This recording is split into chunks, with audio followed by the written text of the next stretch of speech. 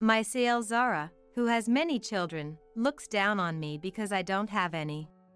She doesn't do much housework and comes to leave her kids with me, even saying, "We're having a fifth child, so you need to help with living expenses." No, would you still say that if everyone knew the secret about your children? I'm Vivian. I'm 40 years old. I work as an obstetrician-gynecologist in a town next to Los Angeles. 5 years ago, I lost my mom, Alice, in a car accident. Now, I live with my dad, Louis. My dad used to work at a law firm until a few years ago. Now he's retired and spends his time managing his assets and enjoying his pension. He's a member of the neighborhood association, where he provides free consultations to residents, just like a former lawyer would, and is well respected. We live in a house with a garden, and we have a relatively comfortable life. I'm an obstetrician-gynecologist, but I'm not married and I don't have children. Since I was a teenager, I've had irregular periods, and when I got tested at the age of 20, I found out I was anovulatory. This means that my ovaries don't release eggs, making it difficult to get pregnant. I used to think that falling in love, getting married, and having children was natural, but I learned that infertility, pregnancy troubles, and childbirth complications are common, and that's why I decided to become an obstetrician-gynecologist. When I was 27, I fell in love with the heir to a long-established local restaurant, but since he was an only son, I gave up on marriage. I thought it would be difficult to be his wife without being able to provide an heir. He told me, "You don't need to worry about that," and while fertility treatments might have made pregnancy possible, I didn't think I could handle the pressure. I also hesitated to give up my career as an obstetrician-gynecologist to become the wife of a restaurant heir. I loved him, but I told myself it wasn't meant to be and we broke up. I don't regret it, but sometimes I feel lonely. I have a younger brother, Marcus, who is 3 years younger than me. He got married to a woman 2 years younger than him 12 years ago, and they live in a nearby condominium. Marcus is the eldest son, and our house is quite large with a garden, so it was an option for my brother and his family to live here, but she didn't like the idea.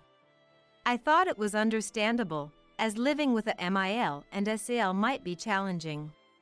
I plan to buy a small condominium and move out when Marcus eventually takes over the house. My brother and his wife have 4 children. Becky, the eldest, is 11, followed by boys who are 9, 5, and 4 years old. I can't show my parents any grandchildren, but my brother and his wife have given them plenty, so I think that's fine in terms of filial duty. However, my relationship with Marcus's wife, Zara, is a bit strained. I work at a well-regarded large hospital in the local area as an obstetrician-gynecologist. Zara gave birth at our hospital but refused to have me as her doctor, saying, "I don't want a relative to examine me." I can understand her feelings, so that's fine. I don't want to be examined by an obstetrician-gynecologist who can't have children. I overheard her telling a nurse, "I think that's going a bit too far." If she says such things, wouldn't that mean all male obstetrician-gynecologists are out of the question? Because of this incident, I couldn't hold a good impression of her. In fact, even when Mom was alive, she frequently left her kids with us to go out, saying things like, "Since Vivian can't have children, I'm having them for her, so it's only fair for her to help out a bit." She's the type who makes such insensitive remarks without a second thought. Despite this, my mom adored her grandchildren and doted on them. But then, suddenly, my mom died in a car accident. Zara seemed more upset about losing her babysitter than about her death. "Alice, now that you've died, there's no one to watch my kids," she complained to Marcus at the funeral without shedding a tear. Hearing this, I couldn't help but feel furious. Marcus, dominated by his strong-willed wife, seemed unable to speak his mind. Why do you keep having children if you can't take care of them yourself? I said, raising my voice slightly. Don't be jealous just because you can't have children, Vivian. She retorted with a mocking laugh. That's not what I'm saying. Mom died because she was buying a toy for your child at your request. She could have been the one in the accident instead. Don't you feel any sadness or guilt? That's right. Mom had gone to buy a limited edition toy for my youngest nephew at the request of my brother's family and was hit by a car driven by an elderly person who confused the brake and the accelerator in a parking lot. Well, imagining such what-if scenarios doesn't help. I realized it was pointless to say anything to her. Why would God give children to such a heartless woman? Not that I believe in God, but still. My brother's marriage was a shotgun wedding. Zara was a flashy girl back then. Marcus, who graduated from a prestigious university and worked for a well-known company, seemed an unlikely match for her. But it turned out they met when Marcus was approached by her at a bar during a night out with colleagues. Marcus, not very experienced with women, fell for her easily and ended up getting her pregnant. Marcus, the elite, and Dad, who was still an active lawyer at the time. Despite being hindered by the presence of his SIL and me, I suspect she was after our family's money. With Dad retired and at home more often, she started dumping her kids on us again. Louis must be happy to see his grandchildren, she'd say as she left her youngest, who's in kindergarten, with us. The other kids stay in after-school programs until 11-year-old Becky finishes her classes, and then Becky brings them all home. This is also on her orders. It's really troublesome because there's never any prior notice. Becky and the eldest son are not much trouble, but the 5-year-old and 4-year-old boys are a handful and need constant supervision. Being suddenly told to take care of 4 children is impossible because I'm not at home due to work, and Dad is also at a loss. During such times, he calls me for help during my lunch break. Sometimes, I urgently send a familiar babysitter to our house, and other times, I have Dad bring the kids to the daycare facility at the obstetrics and gynecology clinic where I work. Of course, neither option is free. As expected, Zara has never paid when I send her the bill for these expenses. You're the ones who couldn't take care of them and decided to send them to daycare. This is her reasoning. Becky, unlike her mom, is a reliable and kind child who often takes care of her younger brothers. Aunt Vivian, Grandpa, it's okay. I'll look after my brothers at home, she says, showing her resilience. However, we can't leave a young girl in elementary school to take care of her mischievous younger brothers. There were times when Zara wouldn't come to pick them up even after 8 p.m., and when she didn't answer her phone, I would have to contact Marcus. Sometimes he would come to pick them up after work, and other times we would have them stay overnight. Even so, having a big dinner table with the kids, Dad, and me was enjoyable, and the kids were always delighted with the meals I cooked, exclaiming, "It's a feast." Hey! Can't you do something about your wife? She keeps leaving the kids at our house all the time. It was one thing when Mom was alive, but Dad is really struggling with it. I finally called Marcus over to the house to complain. Marcus, surprised, said, "What? Really? I knew you were looking after them occasionally, but..." It seemed Zara hadn't told him anything about it. She always tells me she's overwhelmed with looking after the kids every day, he said. Occasional babysitting is fine, but 2 or 3 times a week is too much. She isn't even working, is she? She's not working, and she doesn't do much housework either, Marcus said, looking like he was about to cry. Even after coming home tired from work, the house would be a mess. Dinner wouldn't be prepared, and the kids would be running wild. She would say, "I'm too busy taking care of the kids." leaving him unable to say anything back. Indeed, Marcus has lost a lot of weight since he got married. Zara, on the other hand, gains weight with each child she has.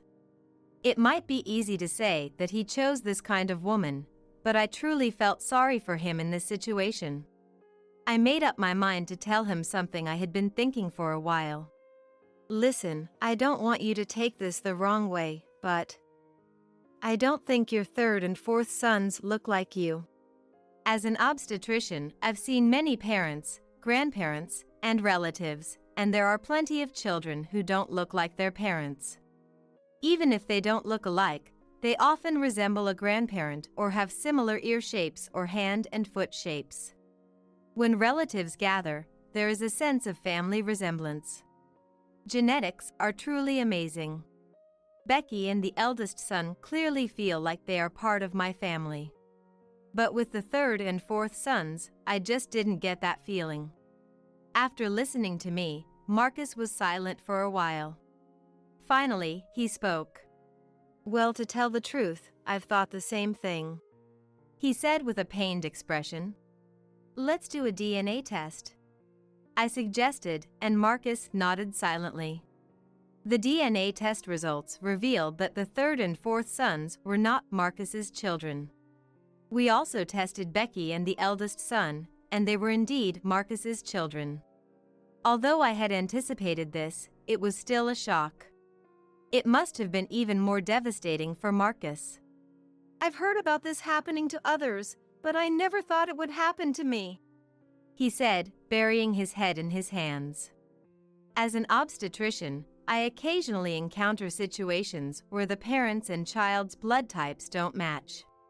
However, as doctors, we only support childbirth and don't go out of our way to say, this child isn't your husband's. The truth might come out someday, but that's a matter for the couple to deal with. Unaware of the situation unfolding behind the scenes, Zara came to our house with Marcus, bringing the 4 children with them. It wasn't a conversation for the children to hear, so I asked Becky to take them upstairs to play. Hello. I came with some good news. I'm 3 months pregnant, Zara announced proudly, even flashing a peace sign and glancing at me. Louis, Vivian, you have money, right? You don't have any kids, so you don't have anything to spend it on. We're having a 5th child, so you can help us with living expenses, she said with astonishing audacity. Not only did she try to burden us with childcare, but now she was asking for financial support as well. If you refuse, you won't get to see your grandchildren. Just kidding, Zara said, believing that a grandfather would naturally dote on his grandchildren. Sure, grandchildren are precious, if they're truly your grandchildren. For the usually mild-tempered dad to show anger was a rare sight.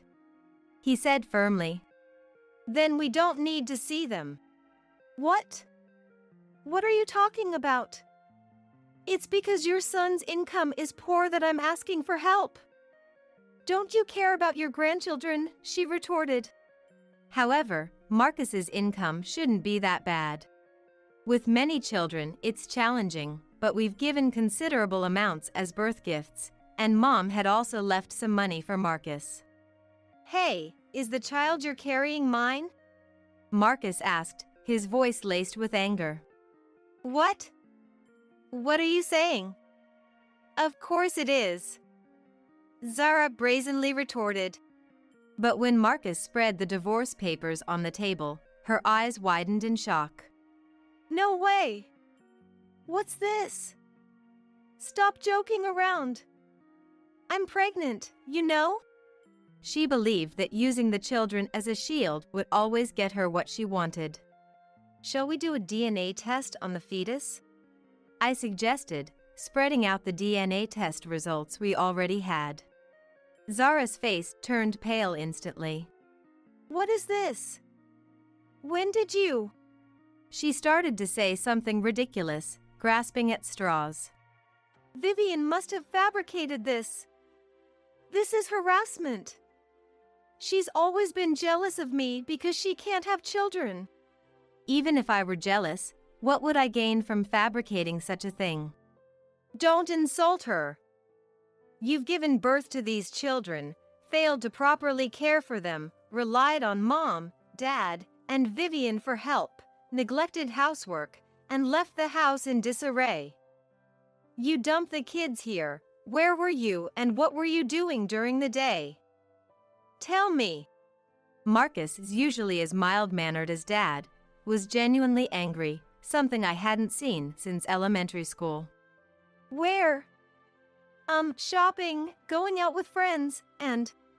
Zara stammered, trying to justify herself. Dad spoke up. If you have anything to say it now. If you don't want a divorce, you can go to mediation or court. But know that you have a 0% chance of winning. Even if Dad weren't a former lawyer, he would still say the same. The problem lies with the 4 children. It's hard to imagine Zara taking all of them and raising them. On the other hand, it would be painful for Marcus to take care of the 2 younger children who aren't his. Still, even if they're not my biological children, I've raised them up to now and grown attached. I don't want to do anything that would make them unhappy, he said. If we left it to her, who knows what would happen to the kids? They might end up in a facility. Dad, Marcus, and I had many discussions leading up to this day. Fine. I'll divorce him. Poor kids, Zara exclaimed, seemingly oblivious to her own role in the situation. Yes, it's unfortunate for the kids since they can't choose their mom, I remarked. What? You weren't even an option in the first place. She snapped back, her words cutting deep. Her sharp tongue and deflection of blame were astounding. However, just giving birth doesn't make one a mom. Raising and nurturing the children is what truly makes a mom. This woman had no right to call herself one. Anyway, the kids won't be left to suffer. I'll take the 2 older ones, Marcus declared. And I'll adopt the 2 younger ones, I added. Zara, everyone except you will live here together. That's our decision. We can't take care of the child you're carrying, but we will ensure the happiness of the children upstairs, Dad stated firmly. Surprisingly, Zara responded nonchalantly. Fine. All right then. She signed the divorce papers and exclaimed, Ah, I feel so relieved, before leaving. What kind of woman was she? She didn't show any regret or remorse despite losing custody of her 4 children. Occasionally, tragic stories about negligent parents make the news. Perhaps she was one of those types. Thinking about it, if Marcus hadn't been a kind-hearted, somewhat timid, and reasonably well-off man, the outcome could have been much worse. The thought was chilling. The remaining issue was explaining the situation to the children. Regardless of the reason, learning that their mom had abandoned them would undoubtedly be a shock. We called the kids downstairs and had them sit on the living room sofa. They seemed to sense that something serious was happening, all wearing somber expressions. Dad and Mom are getting a divorce, Marcus began. You all will live here with Dad, he continued. We didn't mention the adoption of the younger 2. In reality, they would all be living here together, and Marcus would still be their dad. Marcus genuinely didn't want to make the children unhappy, but it would be too harsh to expect him to raise children he had no blood relation to without any concern. I suggested the adoption to lighten his emotional burden, even if just a little.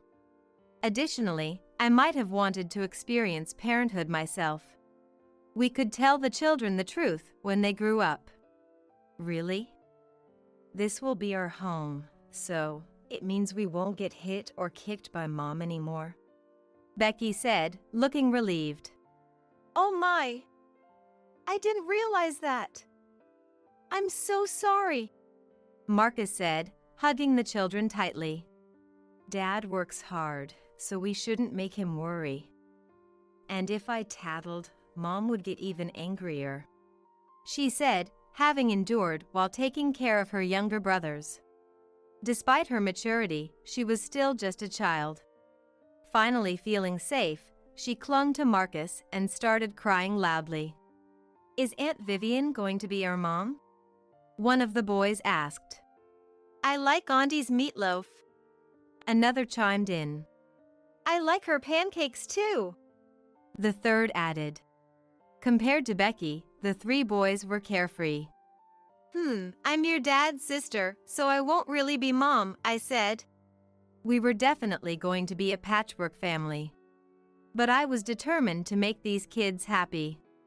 I made a tough decision. I quit my job. I had found meaning and pride in my work as an obstetrician, but now I wanted to prioritize these 4 children. I might not be able to be their mom, but I could be an aunt like their mom. Zara must not have had the money to move out. For a while, she lived alone in the condominium where she had lived with Marcus and the children. About 3 months later, when she couldn't pay the rent anymore, she came crying to us for help.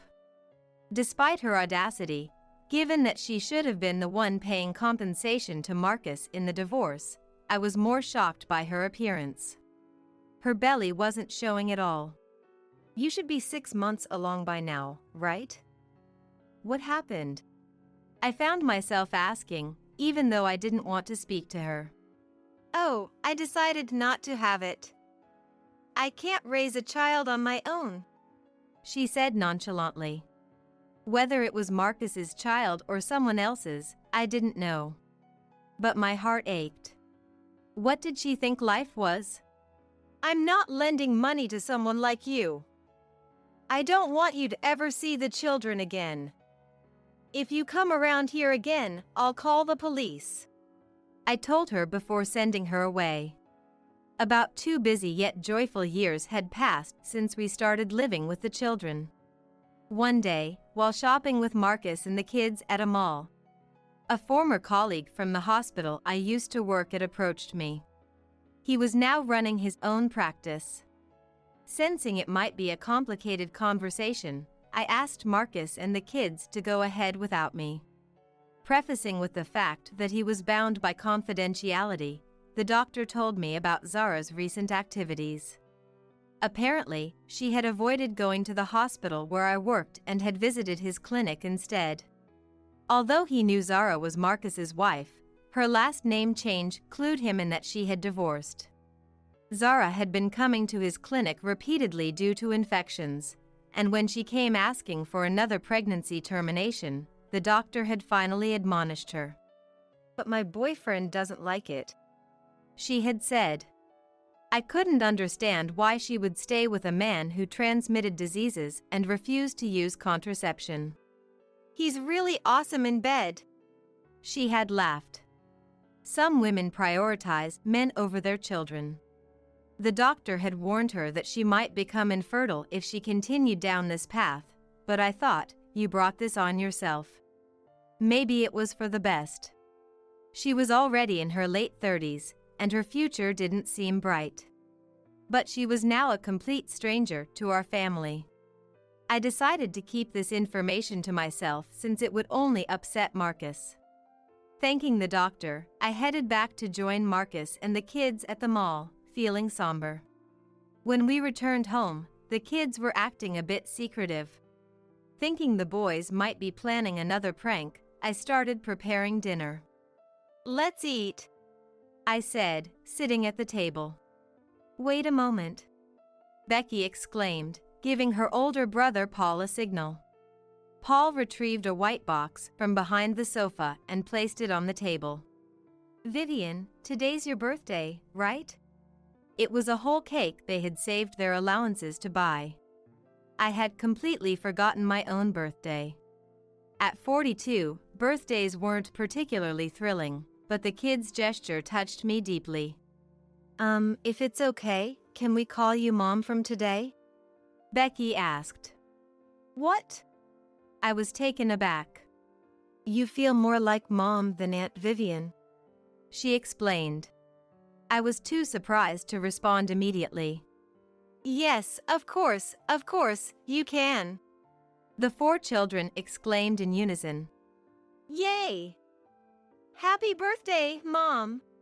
Tears streamed down my face. Tears of joy. It was the best birthday present I could have ever received. They also gave me 4 letters addressed to Mom. Glancing sideways, I saw that both Dad and Marcus were tearing up. The children were growing up to be such wonderful kids. Our patchwork family might be a bit unconventional, but we were happy. Finally done. I never realized funerals could be this exhausting. It's our son's funeral, for heaven's sake. Why would you say that? I'm just stating the facts. We're not the only ones here, you know. Surely, I must be included in that. In the first place, it's partly her fault that boy died. Catherine, my mother-in-law, never looked kindly upon me since we got married. But blaming me even for David's death. Shouldn't we be grieving for David and reminiscing about him? The complaints towards me never cease. Edward, my father-in-law, tries to mediate, but Catherine remains unmoved. If only you hadn't married her. My boy wouldn't have taken his own life. He should have been holding his child by now. I clenched my fists as tightly as I could. Frustration and anger welled up inside me. Catherine had treated me with disdain until we left the funeral home. When I got home, I was so tired that I fell asleep. As if I forgot everything. And then the next morning. Can you get the newspaper quickly? Yes. Hurry up. I wished it was just a dream.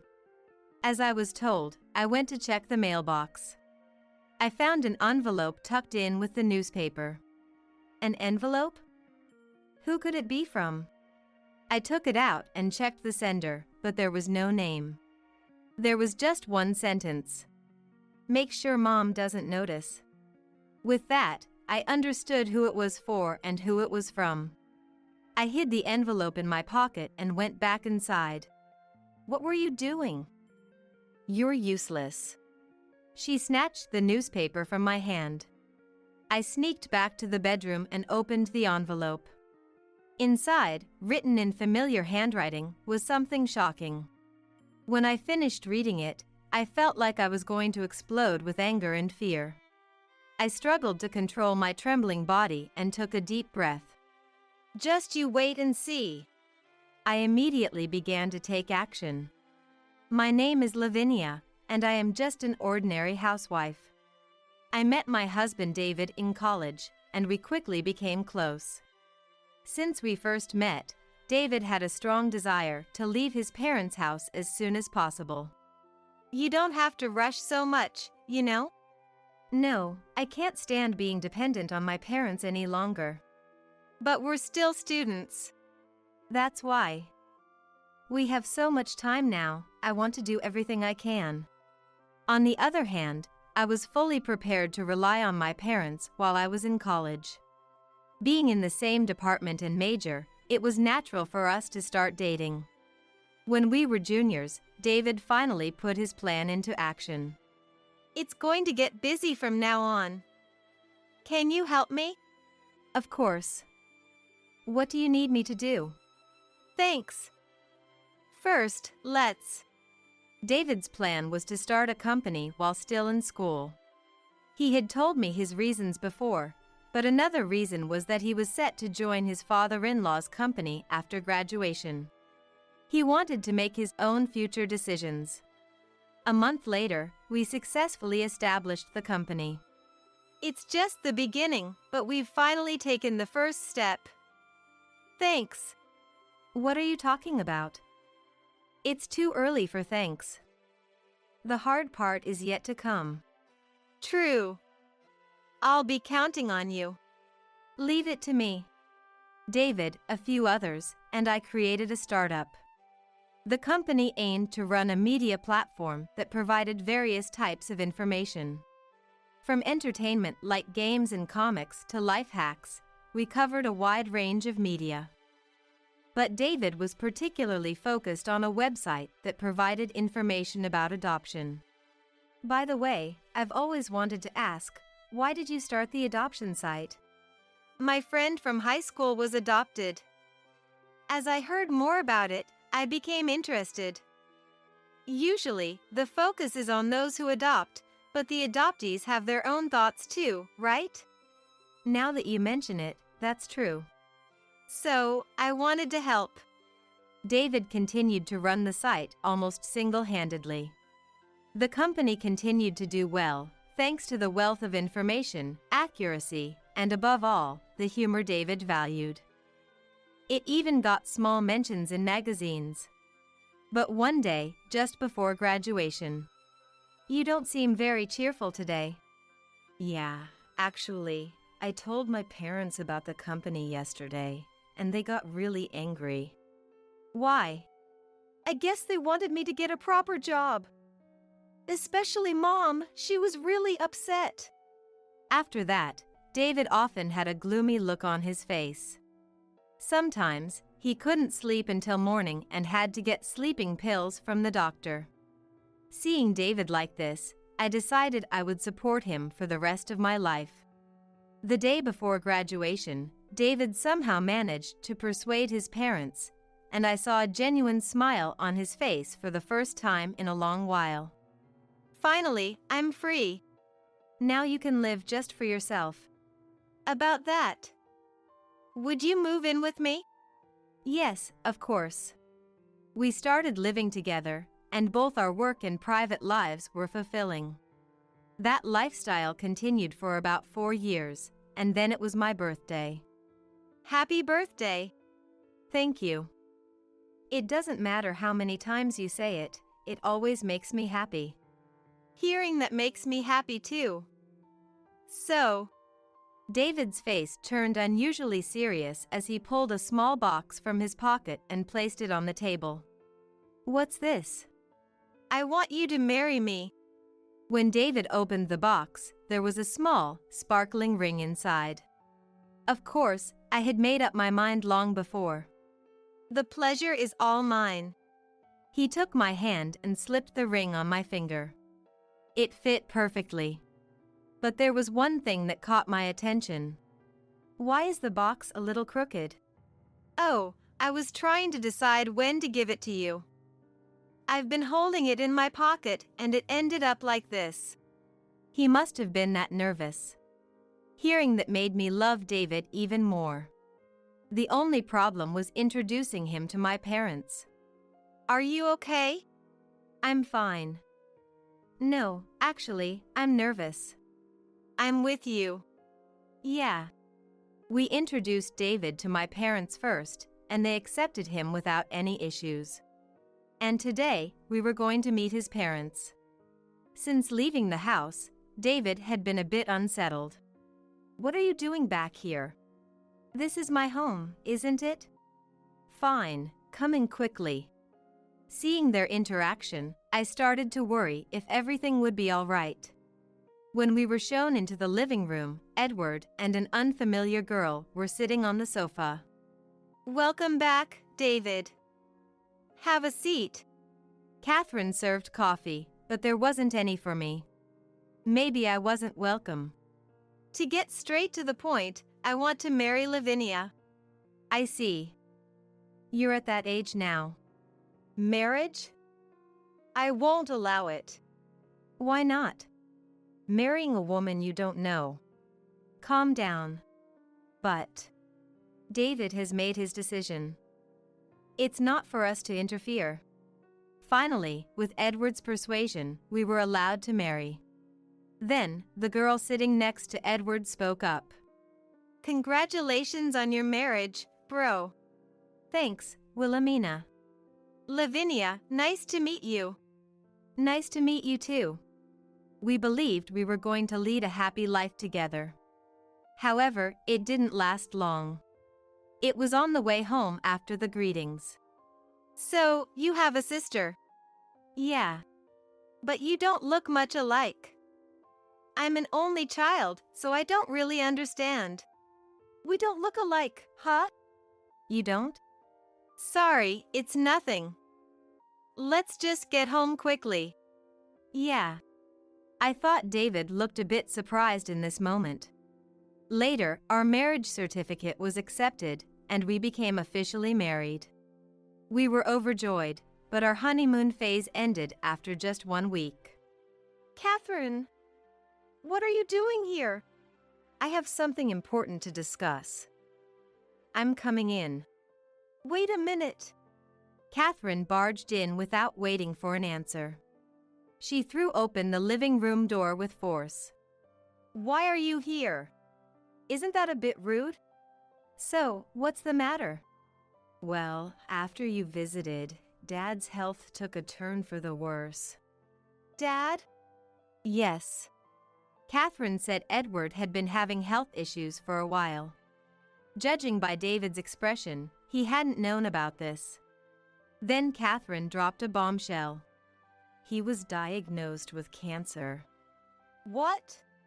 Dad wants to recuperate at home, but it's just me and Wilhelmina at the house. So you want us to move in? Yes, exactly. The creepy smile on Catherine's face gave me chills. It was clear David was torn. Even in college, he had a strong desire to leave home as soon as possible. But with Edward in this condition, it was understandable that he was conflicted. As David hesitated, she turned to me. What do you think? Me? I never expected her to ask me. I wasn't prepared at all. Well, Don't tell me you're going to abandon us? Of course not. Then what? A normal person would answer immediately. As Catherine berated me, David came to my defense. Don't blame Lavinia. We'll move in. Good. I'll let Dad know. See you. Catherine left, looking satisfied. Once she was gone, David held his head in his hands. I'm sorry. This is all my fault. Don't apologize.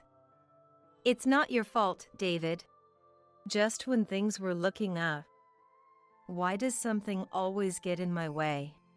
What do you mean? Whenever things are about to go well, something happens. I'm here with you.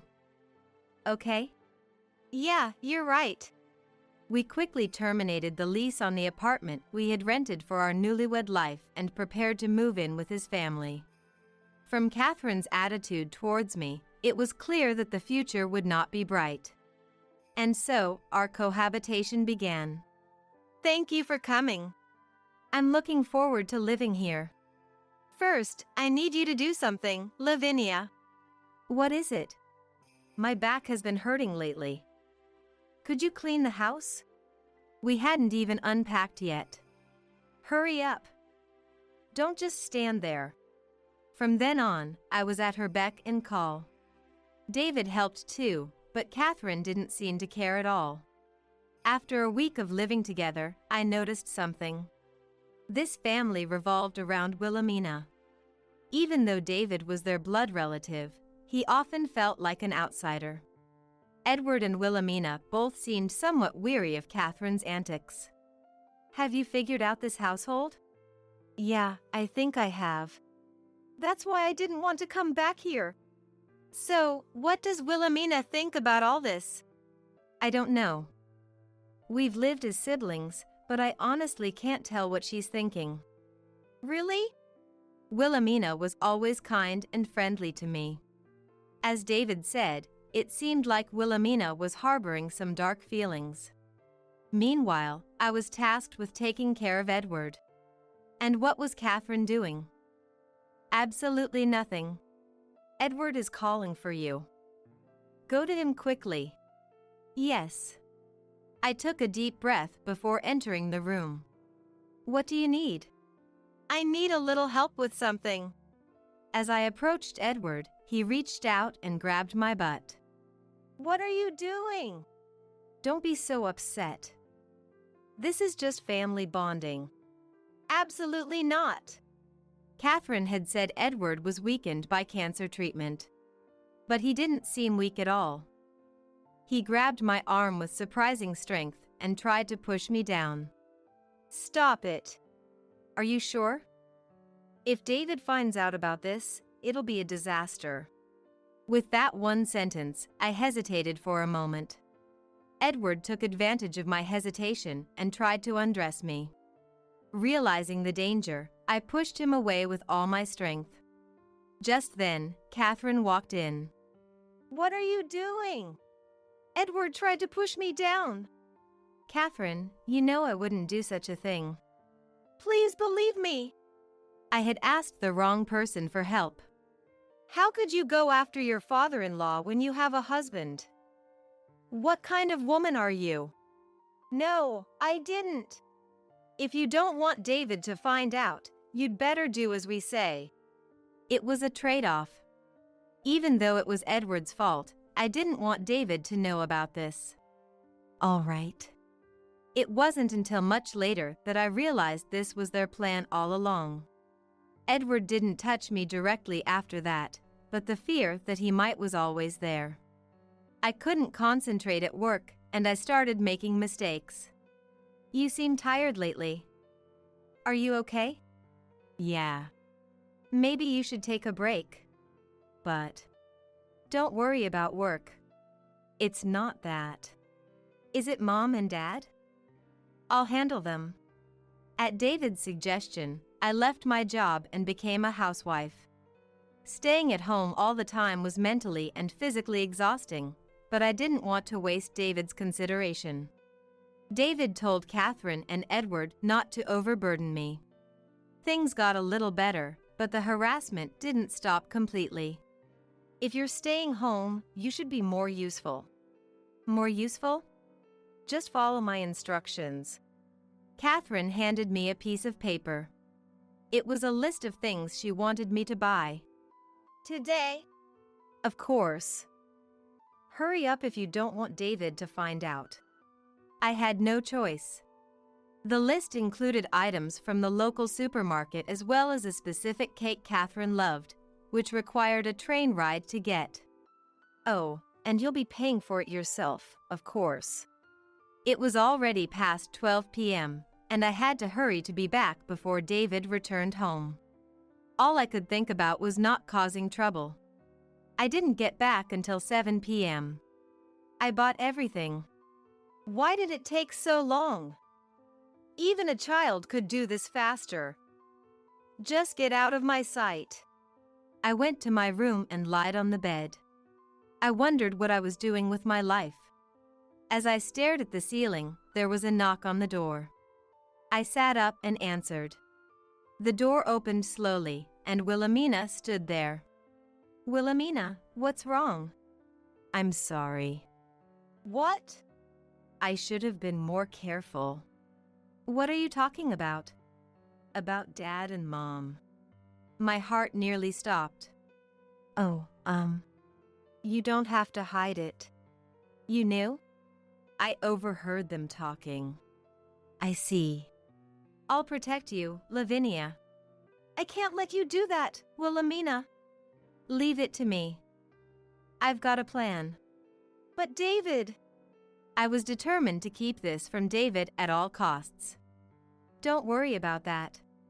With Wilhelmina aware of the situation, I felt less alone. I had been feeling isolated, but not anymore. Then Wilhelmina said something surprising when we were all together. I'm going to work at Bro's company. What? You go to a good university. You could get a better job. I've made my decision. Wilhelmina was set to graduate next year. She was so talented that she could easily get a job anywhere, just as Catherine said. Why David's company? At least go to Dad's company. Mom, it's decided.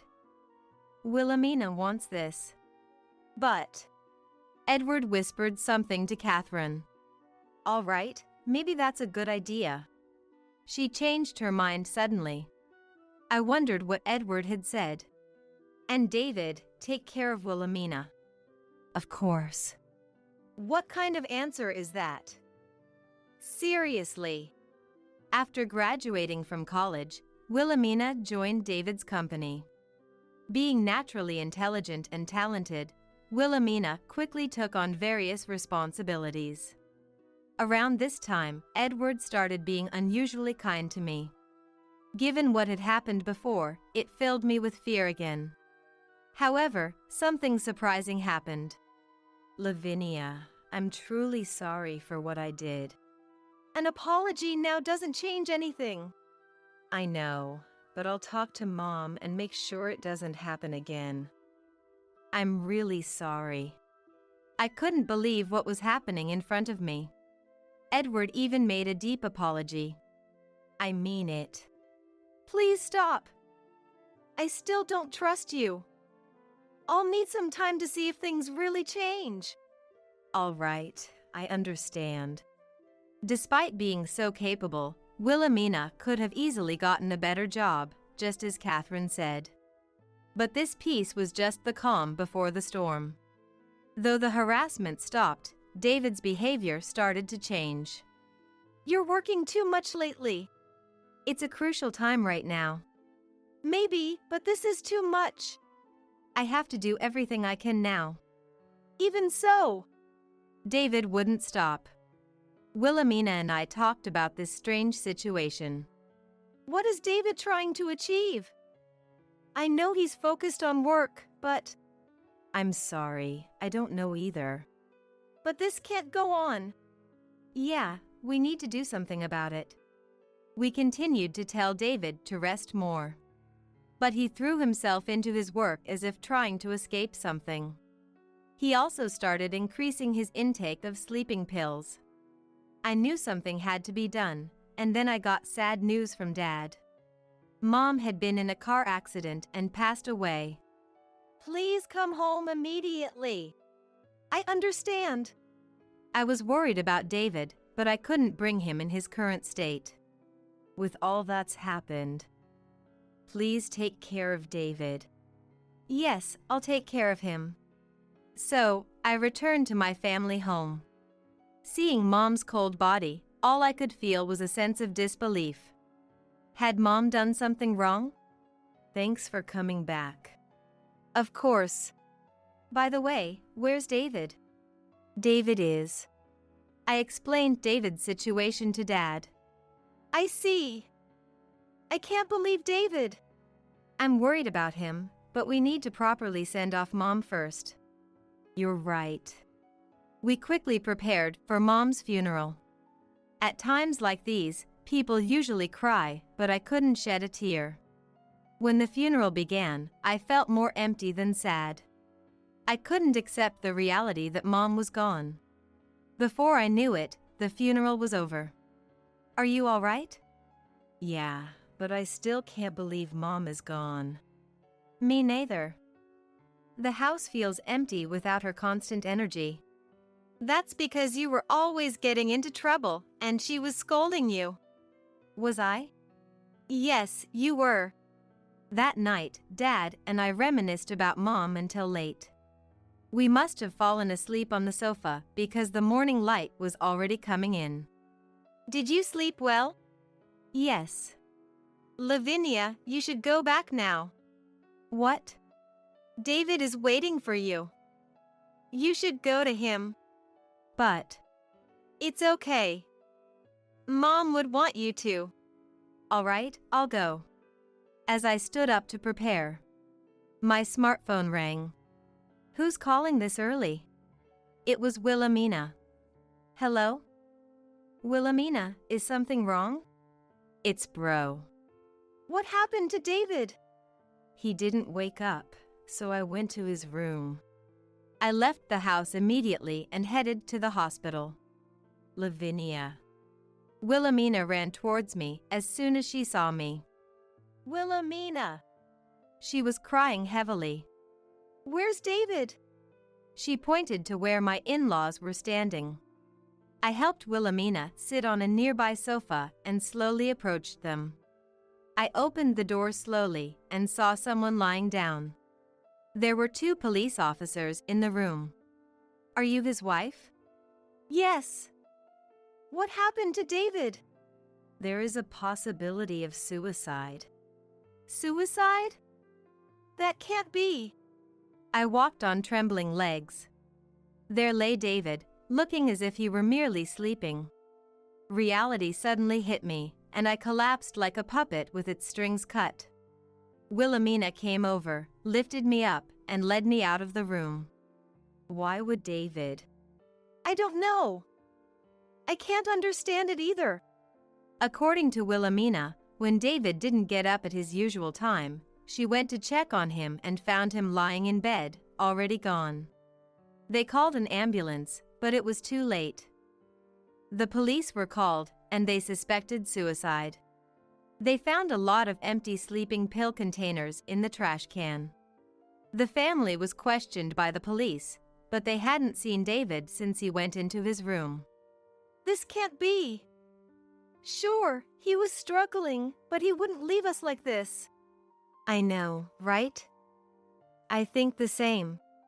The autopsy confirmed that David had taken a large amount of sleeping pills, leading to his death. The pills were properly prescribed, and David had been seeing a doctor. Still grieving Mom's death, I now had to attend David's funeral. Just like with Mom, I couldn't cry. This time, though, the reason was different. I desperately wanted to know why this had happened. After the funeral, while resting in the lounge. Finally, it's over. Funerals are so exhausting. It's our son's funeral. How can you say that? I'm just stating a fact. We're not the only ones here. She probably meant me too. Anyway, it's partly this woman's fault that he died. How could it be my fault? I thought she had calmed down lately, but her core real attitude hadn't changed. Shouldn't she be mourning David's death and reflecting on his life? Yet, she kept criticizing me. Edward tried to calm her down, but it didn't work. If he hadn't married you, he wouldn't have done this. We could have had grandchildren by now. Wilhelmina, returning from the restroom, jumped into the fray. That's impossible. Wilhelmina, do you have complaints about me too? Complaints? Of course I do. Do you know how badly you treated Bro? What are you saying, Wilhelmina? It's not Lavinia's fault. Bro died because of you too. Wilhelmina stormed out. What are you doing? Go after her. You're useless even now. I clenched my fists as tightly as I could. Frustration and anger welled up inside me. Catherine continued to look down on me until we left the funeral home. Ignoring her, I chased after Wilhelmina and found her sitting on a bench in a nearby park. There you are, Wilhelmina. Let's go home and figure out what happened to David together. Okay. When we got home, I was so exhausted that I fell asleep immediately. As if I forget everything. And then the next morning. Can you get the newspaper quickly? Even though the funeral had just ended, there was no sign of grief. It felt like a normal morning. Yes. Hurry up. I could have refused, but my body moved out of habit. I wished it was just a dream. As instructed, I went to check the mailbox. I found an envelope tucked in with the newspaper. An envelope? Who could it be from? I took it out and checked the sender, but there was no name. There was just one sentence. Make sure Mom doesn't notice. With that, I understood who it was for and who it was from. I hid the envelope in my pocket and went back inside. What were you doing? You're useless. She snatched the newspaper from my hand. I sneaked back to the bedroom and opened the envelope. Inside, written in familiar handwriting, was something shocking. When I finished reading it, I felt like I was going to explode with anger and fear. I struggled to control my trembling body and took a deep breath. Just you wait and see. I immediately began to take action. I went straight to Wilhelmina's room. "Lavinia, please come in." She had dark circles under her eyes and swollen lids, likely from crying all night. "Sorry to bother you, but I need you to see something." I showed her the letter from David. This is... Maybe he anticipated this outcome. So he planned to die from the start? The letter began. "By the time you read this, Lavinia, I might not be alive. I wanted to stay with you forever, but I couldn't bear it anymore." The letter contained even more shocking revelations. Apparently, Edward's company was struggling financially. He had suggested handing the company over to Wilhelmina. It seemed they intended to use Wilhelmina to secure funding. If this is true, did I make things worse? No, you didn't. They were reluctant at first. That's why they suddenly changed their minds. What? Edward probably thought that if Wilhelmina joined David's company, it would solve their problems since she was family. That's awful. Edward must have whispered this plan to Catherine when she reacted at that time. I wanted to cause them trouble.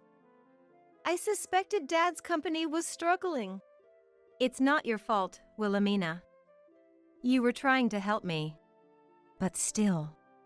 The letter ended with, "I never told you, but I'm adopted." My position worsened after Wilhelmina was born. I'm sorry I kept it a secret. Please tell Wilhelmina that she was always my pride and joy. Even though I resented her birth at times, she was the sister I loved dearly. How much did you know about the adoption? I didn't know anything. My parents never told me. I started to remember our college days. The friend who was adopted was David himself. No wonder he knew so much about adoption. He probably wanted to prevent others from experiencing what he did. But now, the problem was what to do next. I felt so sorry for David. I needed to get back at his parents somehow. Then Wilhelmina remembered something. How could I forget this? I'm so stupid. What did you think of? When I said I would protect you, Lavinia, I installed surveillance cameras in the house. Surveillance cameras? Yes, they're very small, so no one noticed. Can we see the footage now? Yes, we can. The footage showed the two of them verbally abusing David in the living room. Calling him useless, saying they should never have adopted him. It went on for hours. How did I not notice this? As we checked more footage, we found damning evidence. I felt an anger I had never experienced before. Wilhelmina seemed to feel the same. We prepared and confronted the in-laws. Can we talk for a moment? What? I'm busy. It won't take long. Did you two kill Bro? What are you talking about? That's enough. Stop joking around. You can't escape this. You don't have any proof. The police said it was suicide. That's right. Even if Wilhelmina is our daughter, this is unacceptable. How can you say that? Look at this. Wilhelmina had prepared a laptop. It showed footage from the day David died. You didn't notice, did you? Bro and I placed cameras all over the house. What? I checked the camera footage as mentioned in the letter. It clearly showed them forcing David to take pills. Other footage showed them putting what seemed to be sleeping pills in his drinks, leaving him dazed and vulnerable. How? We set up cameras. Dad! Edward tried to stand up, but I stopped him. Sorry, but it's too late to run. What? We heard police sirens approaching. Give it up. The in-laws were taken away by the police. Of course, this isn't the end of everything. But I felt a little lighter inside. They were charged with murder using the camera footage as evidence. I shuddered to think what would have happened if Wilhelmina hadn't set up the cameras. Are you okay, Wilhelmina? I'm fine. But your parents. They're not parents. They're just criminals. As a result, Edward's company went bankrupt. It was already in a state where it could have collapsed at any moment, so it was just a matter of time. Both were found guilty and are now behind bars. I decided to visit them to see their faces. I also discovered that Edward's cancer was a lie. He made it up as an excuse to have us live with them. Fittingly, he was too ill to meet, but I was able to see Catherine. You look well. What do you want? Just checking in. How's prison? What? I hope you die easily here. You're such a hateful woman. I'll take that as a compliment. Keep surviving as best you can. Goodbye. I returned to the in-laws' house one last time. Wilhelmina and I prepared to move. I still can't believe David was adopted. He's still my beloved bro. Yes, it doesn't change anything. We moved into a new place and lived together. I took over as president of David's company. Wilhelmina and I would carry David's legacy together until we could smile and reunite with him one day. Violet, today's a family trip, okay? So we're going to have fun just with the family. As I stood there, speechless, unable to respond to my husband Frank, my mother-in-law Chanel spoke up. You really can't take a hint, can you?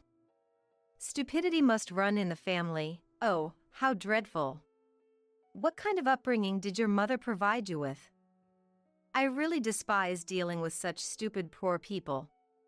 Did you actually think you could become part of our family? I've mentioned this before, haven't I? I'm not opposed to the idea of divorce. So, please go ahead and divorce Frank. It's a good thing you haven't had any children yet. Upon hearing Chanel's words, I opened the envelope Frank had given me. Inside was a completed divorce application form. When we got married, Your smile is the best bouquet for me, Violet, Frank had said, slipping a silver ring onto my ring finger. I thought I could have a happy life with him. Chanel insulted my mother. She has no idea how my mother struggled to raise me and provide me with an education. My father-in-law Alex insulted my dad. He measured him by his own standards, unjustly judging his character. The Frank who used to send me bouquets on my birthday every year is gone. I've taken your love letters to heart. What day is today, Frank? You don't remember, do you? I didn't want to receive such a love letter on this day. But is that really what you think? Have you ever considered what you truly want? Either way, you've chosen your parents. That's all there is to it. Goodbye. Go to hell on that plane. I will never forgive you. I am Violet Miller, 35 years old. My parents divorced when I was in high school, and I've lived with my mom ever since. However, my mother passed away from an illness when I was 32. Then, 2 years ago, I happened to marry Frank, a year older than me. I met Frank while working a part-time job as a waitress at a nightclub. After losing my mother, I was in dire need of money. Despite my anxieties, I had no other choice but to dive into the nightlife. Frank was a customer there. Initially, he was brought along by an acquaintance, but eventually, he started coming by himself. Frank seemed to take a particular liking to me, visiting daily to see me. Violet, you're the closest to my ideal woman I've ever met, he would say, drinking expensive liquor. He was a generous customer, and I learned that his father owned a company, with Frank being the heir apparent. Frank, with his gentle and laid-back demeanor, was popular at the club. After receiving strong advances from him, I quit my job at the club and started dating Frank. A year after we met, we got married. During our courtship and early marriage, Frank always made sure to give me large bouquets on anniversaries. Not just on birthdays and wedding anniversaries, but also on the day we first met and our first date. Frank considered them all memorable occasions. Frank was somewhat elusive, but I loved his kindness and slightly pretentious side. When we got married, "Your smile is the best bouquet for me, Violet," he said, placing a silver ring on my finger. I thought I could have a happy life with him. But one day, I was faced with a shocking truth. "Violet, I guess you're my second favorite in the world," Frank casually mentioned during dinner one evening. I had felt something was off since that morning, as Frank seemed unusually happy. Though it didn't seem to be for any special anniversary. Curious about his excitement, I asked, "Is something good happening?" And that was his response. "My favorites are Mom and Dad.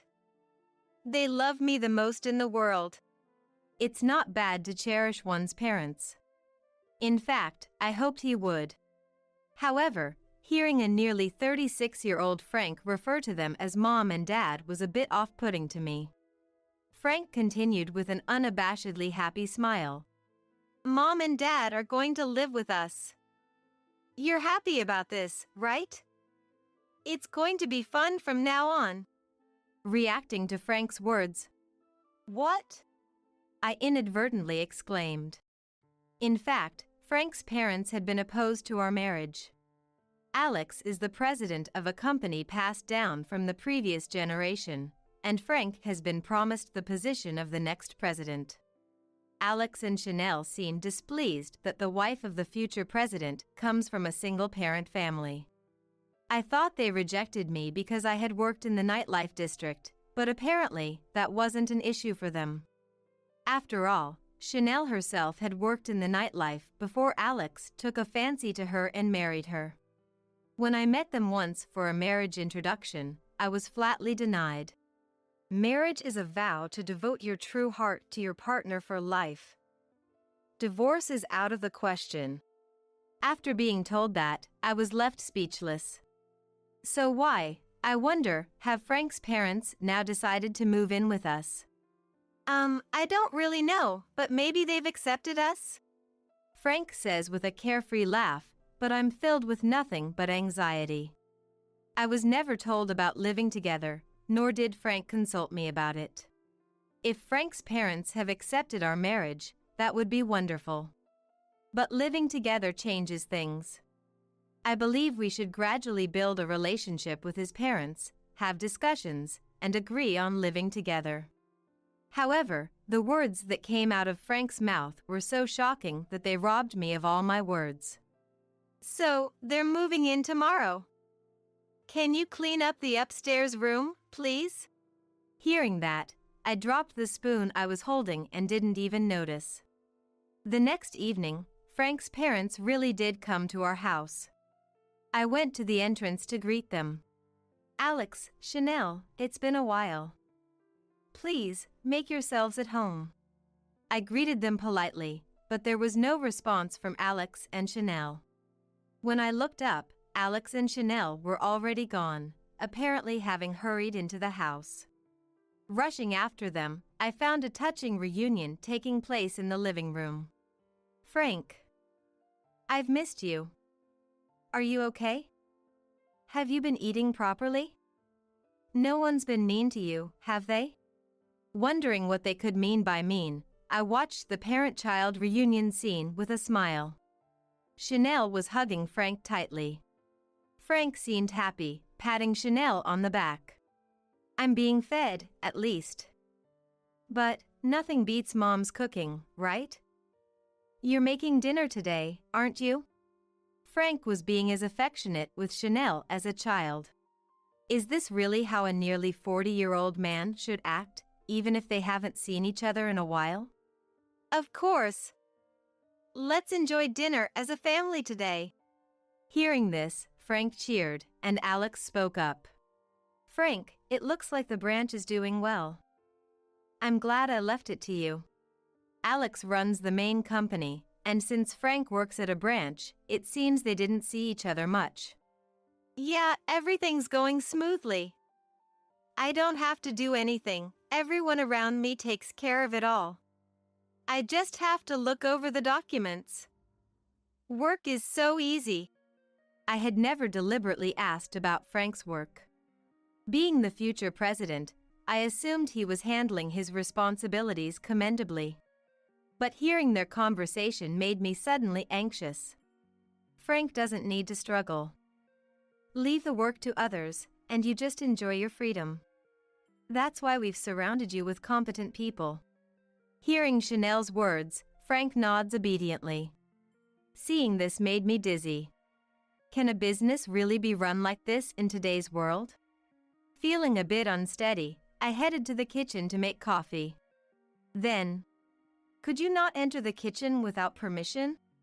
Chanel told me, stopping me in my tracks. "From today, that's my domain, so don't you dare enter without permission.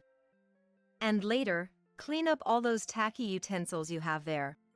Chanel said this without looking at me and then went back to conversing with Frank and Alex in the living room. I was so taken aback by the suddenness of it all that I just stood there, trying to process what was happening.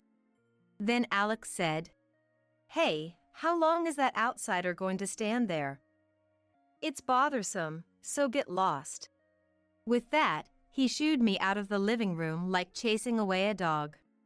With my mind still not fully comprehending what had happened, I headed to my room. Finally managing to open the door and lock it, I just collapsed to the floor.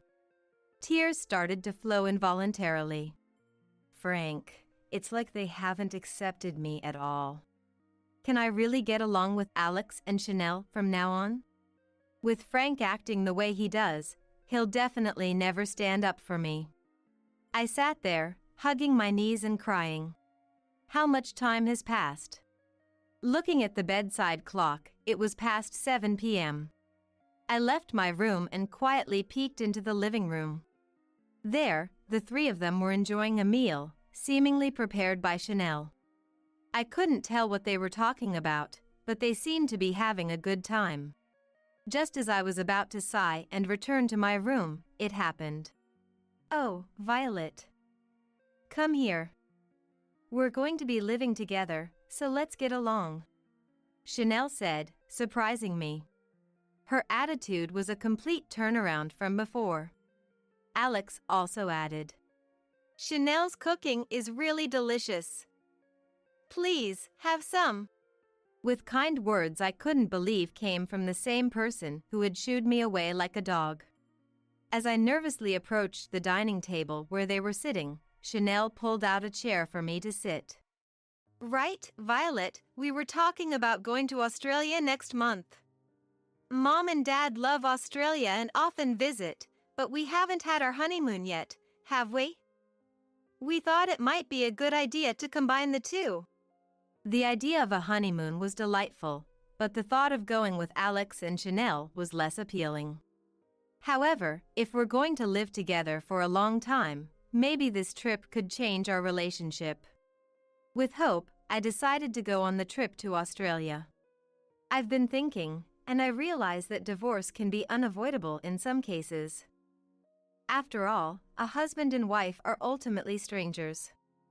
I think your parents also had their reasons for their divorce. So, I'm not against divorce anymore, please be at ease," Chanel told me, and I felt a bit relieved. However, I couldn't help wondering why their attitudes had changed so drastically in just a few hours. Perhaps Frank had spoken to them. Even though he says his parents are the most important, he has always treated me with great care. Despite my lingering anxieties, I knew it was important to make an effort to meet them halfway. We're going to be sharing much of our lives together, so it's important to build a good relationship. I made up my mind to do just that. A month has passed, and today is the day of the trip to Australia. Honestly, I thought the arrival of Frank's parents marked the beginning of hell. Unexpectedly, I was accepted as a family member and have lived peacefully up to today. Alex and Chanel apparently hadn't sold their previous home and spent most of this month there. Perhaps not seeing Alex and Chanel often was why I was able to live peacefully. Frank would sometimes come home, but he started visiting his parents' house more frequently. Though I felt a bit lonely, I also enjoyed some freedom for the first time in a while. And today is the long-awaited family trip to Australia. Having not traveled with family since my mother passed away, I was genuinely looking forward to this day. I hope to deepen my relationship with Alex and Chanel on this trip and to be fully accepted as Frank's wife. Alex and Chanel and Frank were going to the airport directly from their house, so I took my luggage and headed to the airport myself. Since there's no airport in our town, I had to take a bus for several hours to a town that does. Even so, there's no direct flight to Australia, so I need to take a connecting flight domestically. It's quite a hassle, but the thought of an enjoyable trip makes it all worthwhile. Moreover, today is a special day for me. So, I believed this would indeed be a memorable trip. When I finally arrived at the airport, Alex and Chanel and Frank were already there, chatting happily. I ran up to them and said, "Good morning. You all are early." But no one responded, as if they hadn't heard me. As I tilted my head in confusion, Chanel turned to look at me. At the same time, "That doesn't matter. Give me Frank's passport," she said indifferently. I handed over Frank's passport, which I had brought from home, to Chanel. Chanel continued, "Traveling abroad is risky with cash, right? You didn't bring any, did you? If you did, I'll hold on to it for you. Hand over any cards to Frank." Not having much experience with overseas travel, I thought that was normal, so I handed over the cash I brought for emergencies to Chanel and all my credit cards to Frank. Then, Frank approached me and handed me an envelope. "Violet, this is a love letter from me. Thank you for everything." Frank was smiling at me. A love letter? What does "thank you for everything" mean? Though I had many questions, Frank and Chanel seemed oddly relieved. Alex, who had been silent until now, stood up from the bench he was sitting on. "All right, time to board." At his words, Frank and Chanel started to move. I was completely lost. Excuse me. I haven't checked in yet. Where's my plane ticket?" As I said this, Frank, Alex, and Chanel turned around. Sighing, Alex and Chanel stepped aside, and Frank, still smiling broadly, said, "Violet, today's a family trip, so we're going to have fun just with the family." As I stood there speechless, Chanel spoke up. "You really can't take a hint, can you? Stupidity must run in the family. Oh, how dreadful. What kind of upbringing did your mother provide you with? I really despise dealing with such stupid poor people. Did you actually think you could become part of our family? I've mentioned this before, haven't I? I'm not opposed to the idea of divorce. So, please go ahead and divorce Frank. It's a good thing you haven't had any children yet." Opening the envelope Frank had given me, I found a completed divorce application form inside. "Violet, I'm going to marry this woman next. She's wealthy, and her parents are well off. After we return from Australia, I plan to meet her and start dating. She's closer to my ideal than you are. So, make sure you submit that love letter, okay?" Frank showed me a photo of a woman on his mobile phone screen. Indeed, she looked like Frank's type. No, that's not the point. It's unacceptable to declare marriage to another woman while still married to me. Violet, even if you try to sue, it's pointless. Frank hasn't done anything wrong now. What's wrong with a man choosing a woman strategically? I bet your father was a terrible man too. Probably committed adultery and that led to the divorce, right? Alex said this with a mocking laugh. I felt a surge of anger rising from the core of my being. Let's not waste any more time and go. Oh, by the way, the hotel we're staying at in Australia is from the famous Garcia Group in the US. They've just expanded into Australia and it's quite popular. I was worried we wouldn't get a reservation, but when I mentioned our company, Miller Corporation, they gladly accepted. They said we'd receive special treatment upon arrival. We're welcomed at luxury hotels because of who we are. Your presence lowers our standing. It's obvious, isn't it? Chanel said this and headed towards the boarding gate, pulling her carry-on behind her. Frank also waved at me as he passed through the boarding gate. That's when I realized something. I had handed over all my cash and cards to Chanel and Frank. I didn't have any money to get home. Noticing my dilemma, Alex said, "Violet, you might as well sleep on the streets." He left through the gate with those parting words. Knowing I couldn't do anything, I said, "Understood," and just stood there. The airport's announcements were audible. It seemed the plane carrying them to Australia had just taken off. I sat down on a nearby bench and absent-mindedly looked at the silver ring on my finger. Looking at the ring, various memories with Frank flashed through my mind. After some thought, I made a call. A few minutes later, after ending the call, I tried to calm my trembling heart filled with anger by taking deep breaths. I remembered Chanel's words. "I've changed my mind about divorce." They must have been planning to divorce me from that moment. That's why she said her views on divorce had changed. And Chanel insulted my mother. She had no idea how my mother struggled to raise and educate me. Being from a single-parent family doesn't justify disdain. Alex insulted my father. He judged my dad by his own standards, deciding arbitrarily on his character. Though we didn't live together, my dad always cared for me. When times were tough, he secretly helped my mom out. No matter what anyone says, my dad is important to me. I won't tolerate insults against him. The Frank who used to send me bouquets on my birthday is gone. I've taken your love letter to heart. Frank, you don't remember what day it is, do you? I didn't want to receive such a love letter on this day. But is this really what you think? Have you ever considered what you truly want? Either way, you've chosen your parents. That's all there is to it. Goodbye. Go straight to hell on that plane. I will never forgive you. About a week after they left for their trip to Australia, my mobile phone rang. Seeing Frank displayed on the screen, I let out a deep sigh. Reluctantly, I pressed the answer button, thinking I'd listen to what he had to say one last time. "Hello, if it's..." "Hey you! Where are you right now?"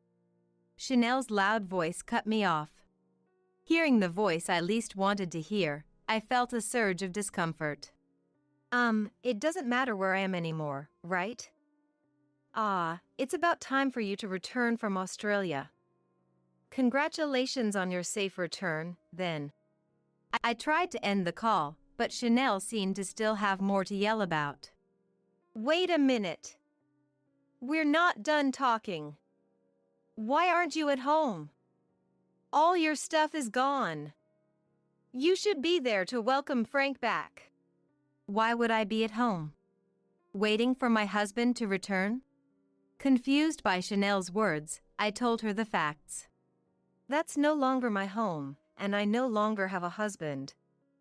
It seems you've dialed the wrong number, so I'll be hanging up now." Just as I was about to hang up, I heard Chanel's voice shout, "What's with this woman?" I thought to myself, that's exactly what I should be saying to you. Violet. It's me, Frank. Something happened in Australia, and Mom's quite upset. Violet, aren't you coming back to our place?" I firmly said, "I won't be returning. After all, it's no longer my home." "Frank, can you put the phone on speaker and tell me what happened in Australia?" Frank did what I said and turned his mobile phone into a speaker. Frank did as I asked, and I could hear Chanel complaining in the background. According to Frank, their stay in Australia went like this. A few hours after their flight, they landed safely in Australia. They proudly headed to a hotel managed by the Garcia Group. When they announced themselves at the check-in desk, the staff reacted and signaled something. Suddenly, people in the hotel's spacious lobby started dancing around Frank's family. Likely a flash mob. Frank, Alex, and Chanel, not understanding what was happening, assumed they were being welcomed. Guests around them clapped in rhythm to the music and dance. Confetti flew, and crackers were popped. The dancers struck a final pose. And then, the words that were, "Happy birthday, Violet," released were. Naturally, Frank's family was taken aback. Among the applause from the surrounding guests, a beautiful hotel employee brought over a large cake on a wagon. "Happy birthday." "Where's Violet?" asked by the woman. "I'm Violet," Chanel reluctantly said. But then, the woman loudly proclaimed, "But Violet should be turning 36 this year." In the lobby. This caused laughter among the guests and the flash mob alike. Clearly, it was a stretch for Chanel, who is turning 66, to pass for 36. Chanel's face turned red, and the Frank family quickly took the cake and retreated to their room. "How dare you? Embarrassing me like this when you're not even here. You're unbelievable." Frank and Alex had a hard time calming down an angry Chanel. In search of a change of scenery, they went shopping in the hotel shops, only to be greeted everywhere with, "Where is Violet?" The stress Chanel must have felt, being asked this at every shop, must have been significant. After being asked for the umpteenth time, "Violet isn't here. She didn't come to Australia. Enough already." Chanel burst out in anger. Then, a shop assistant said, "Why isn't Violet here?" "Princess Violet is the star of today." Hearing this, Chanel decided she had had enough of walking around the hotel that day. Hearing this story made me burst into laughter. "What are you laughing at? Don't laugh. What's this about Princess Violet? It's all your fault." I heard Chanel muttering something behind Frank, but I decided to ignore it for now. Yes, the Garcia Group hotels take their guests' birthdays very seriously. They have a concept of making the guest's special day memorable with special arrangements, which is popular among their customers. From the next day onwards, the "Where is Violet?" interrogations ceased, and they reportedly enjoyed a relatively fun Australian life. It seems there was a guest who recorded the entire sequence of events, including the flash mob dance. Chanel declaring herself as Violet was captured on film, and now, that short video is somewhat trending in America. That popular hotel accepted our reservation because of our company's name. It's proof that our company has grown and gained recognition. Be thankful for that." Chanel said this with a huff, and Alex, who hadn't said much until then, chimed in. "After all, our company has significant investors. Seems like a businessman is personally investing. It's proof that our company's future is recognized." Alex, being the president, clearly took pride in his company. I wondered about Frank. "Hey Frank, was the company okay while you were gone? Did you manage the handover properly?" Frank seemed puzzled over the phone. "What do you mean, handover? I didn't say anything to the company. I've never told anyone when I take time off or go back. I didn't tell anyone this time either." Hearing this, Alex asked in surprise, "You didn't do a handover? Not even to the executives? Is everything okay?" Haven't you received any calls from the company? Reminded by Alex, Frank said. Oh, I left my company mobile at home. Let me check. After checking his room, Frank exclaimed over the phone. What is this? It seems like the company called a lot. 500 missed calls. Suddenly, the phone became noisy, with apparent trouble brewing. Violet. It's an emergency. I'll call you back. With that, the call ended. I felt no sympathy for them, considering it was his responsibility. Weeks later, I had some business at Frank's house and decided to visit.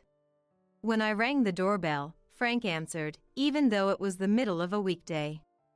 Oh, Violet. You've come back. Frank looked a bit haggard. No, that's not it. I came to return this, I said, handing over a small bag containing the silver ring. It was no longer needed by me, but too valuable to simply throw away, so I decided to return it to its original owner. Despite my lack of sympathy, I was curious about their current situation. Frank accepted the ring, his face a mix of emotions, looking almost like he was about to cry. I thought it was unfair for him to make such a face. If he was going to make that face, I wished he had stood by his decisions from the start. But such wishes were now empty. And nothing could change the fact that we were over. Then, the tearful Frank spoke. The company, everyone working there, they've quit. I had suspected some kind of trouble at the company, but didn't imagine that all the employees would leave. According to Frank, he had indeed left for Australia without arranging any handover. With no one to make important decisions in his absence, the company faced a crisis. No one could reach Frank by phone, causing inconvenience to multiple business partners. Exhausted by Frank's actions, the executives who had supported him decided to resign one after another. Feeling the company's situation turning dire, other employees also took the opportunity to resign. Effectively, the branch Frank was in charge of ceased to function. Urged by Frank, I entered the house. In the living room, a weary Chanel was sitting on the sofa. Alex was seemingly running around trying to manage the situation. Frank, deemed better off not moving, was on home standby. What are you doing here? You, a lowly poor person, wouldn't understand the troubles we have. Her rudeness was unchanged. I felt a slight urge to help, but Chanel's words quickly dispelled it. Chanel, no souvenirs from Australia? Being left at the airport is pretty harsh, isn't it? I said this with a smile, laced with sarcasm. Chanel glared at me. How did you get back that day? You shouldn't have had any money. Ah, so taking my cash and cards was deliberate after all. Yes, I was in quite a bind. So, I called my dad. He told me to stay at one of his hotels nearby for the night. Frank and Chanel's eyes widened at my words. It seemed they didn't understand what I meant. Luckily, there was a room available. It was my birthday that day, so I received the same flash mob celebration at the hotel you guys experienced. It was very touching. Chanel's face turned red. The memories of that day must have been traumatic for her. Then, with her face still red, she asked me. The same celebration? Which hotel did you stay at? Surely not.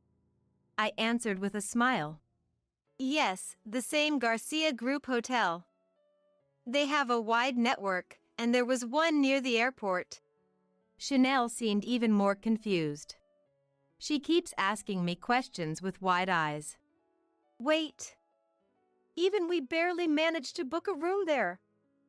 How could someone like you stay at such a hotel without a reservation? Before I could answer Chanel's question, a loud noise came from the entrance, and Alex entered the living room. It's terrible. Our main investor said they're pulling out. It's over. Alex sat down, holding his head. Frank, realizing the gravity of the situation, looked panicked, his face pale. Chanel, who had been red-faced moments ago, now turned pale, looking despairingly at Alex. Just a few weeks ago, these same people who had looked down on me and laughed joyously were now in despair. Having lost everything. Yes, this is what I wanted to see. Those who disparaged my mother, insulted my father, betrayed and scorned me, now in despair and suffering. My father was very happy when Frank and I got married. He wanted the prosperity of Frank and Alex's company, so he invested personally, considering you all as precious family. But you despised me for being from a single-parent family and ultimately betrayed me in the cruelest way. My father said there was no reason to invest in such people anymore. With that, I left the house. I thought I heard their cries of anguish, but I didn't look back. I was no longer family to them. Perhaps we were never really a family from the beginning. I knew that the hotel we were supposed to stay at in Australia was managed by my real father. When a reservation request came in under the Miller name, my father made an effort to secure the booking. However, I didn't go to Australia. I didn't cancel the grand birthday welcome intentionally, to humiliate them. It was something I had asked my father to do. The reason my parents divorced was due to the common issue of drifting apart in their daily lives. My father, who had just started his company at that time, was incredibly busy every day. He now regrets that period deeply and cares a great deal about me. I also know how deeply saddened he was when my mother passed away. Even though we are apart, we are still a family. Frank. We are no longer a family, but I hope you will become more responsible and support your beloved parents. In the end, the only thing you can rely on is the bond of the heart that ties a family together. Later, I heard through the grapevine that Miller Corporation, Alex's company, had gone bankrupt. I think there was no future for that company the moment they considered making Frank the next president. One day, I saw someone who looked a lot like Frank at a construction site near my home. It was just for a moment, so I'm not sure if it was really him. Would Frank be sweating and doing physical labor? But part of me hopes it was him. I hope he becomes someone who can work hard to support his family. That's my final wish. Now, I'm training to become a staff member at the hotel managed by my father. It's a challenging job, but I take pride in doing something that brings smiles to people's faces. I've even learned the flash mob dance, looking forward to welcoming birthday guests to the hotel. Recently, I visited my mother's grave with my father. We prayed together and told her about recent events. Then, a strong wind blew, and we joked. Maybe Mom is laughing now? And we laughed together. Remembering this, my walkie-talkie crackles with a signal. It seems a birthday guest has checked in. All right. I brace myself and quickly head to the lobby, imagining the smiling faces of the guests waiting there.